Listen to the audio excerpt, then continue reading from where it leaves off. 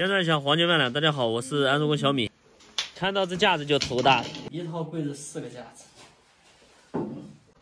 ，1层、2层、双层的。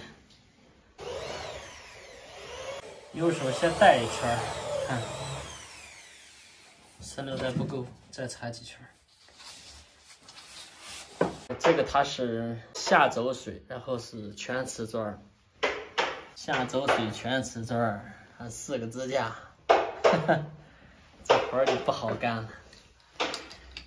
这个装饰盖没给它上，方便它以后好观察，万一有漏水啥的。根据它这个情况，就是我给它计划的就是把这个柜子要装在这个位置，把脚阀包在柜子里面，这样就美观一点。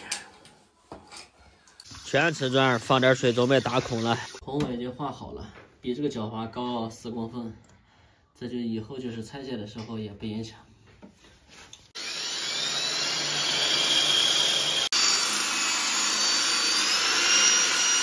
全瓷砖也没有什么捷径，只能玻璃砖头打。计算一下第2层的高度。像这种比较厚的台面，我安装高度一般就是81到82，太高的话太显高了，主要是。打架子的位置就定这儿吧，15公分，这个位置。确定好高度，用这个架子把我们要打的孔标记出来。这是一个10毫米的砖头，跟这个脏管是一样粗的。现在打全瓷砖是又费砖头又费时间，而且还不允许收打孔费，这就是平台的霸王条款，没辙。打这个孔的时候就换8个了，8个打出来的话，扎进去更加紧。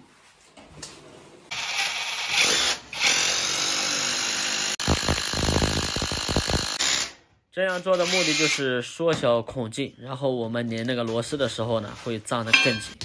不过拧的时候必须要套筒，要不然的话是拧不进去的。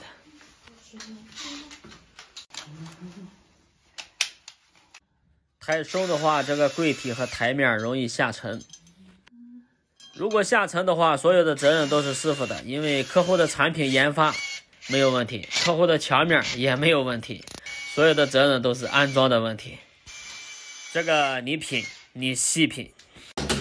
大鱼吃小鱼，小鱼吃虾米，就是这个道理。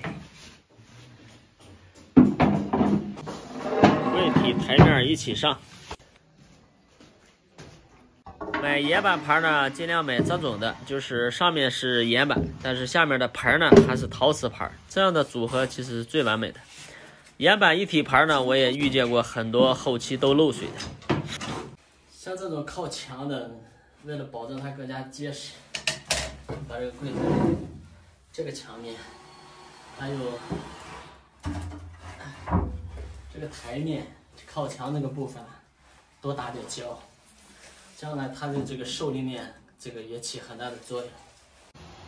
产品呢就是这样的产品，螺丝呢也是厂家带过来的，我们只是以仅有的材料去确保客户以后的使用安全。再说了，这个玻璃胶都是我自己带的。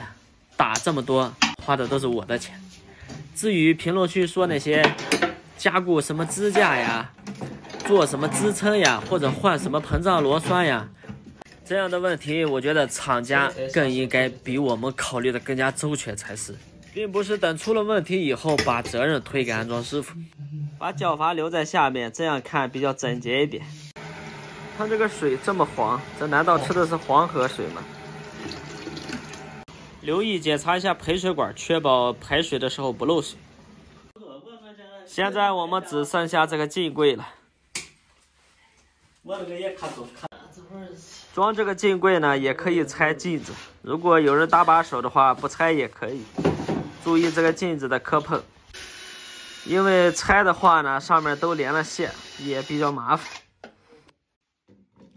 安装镜柜看起来简单，实则也是很麻烦的。最麻烦的我感觉就是调这些镜子了。这3块镜子厂家发过来，都是已经组装好的。但是当你把这个装上去以后，你就会发现，每一个镜子它都不是说对的那么齐，要进行一个微调的。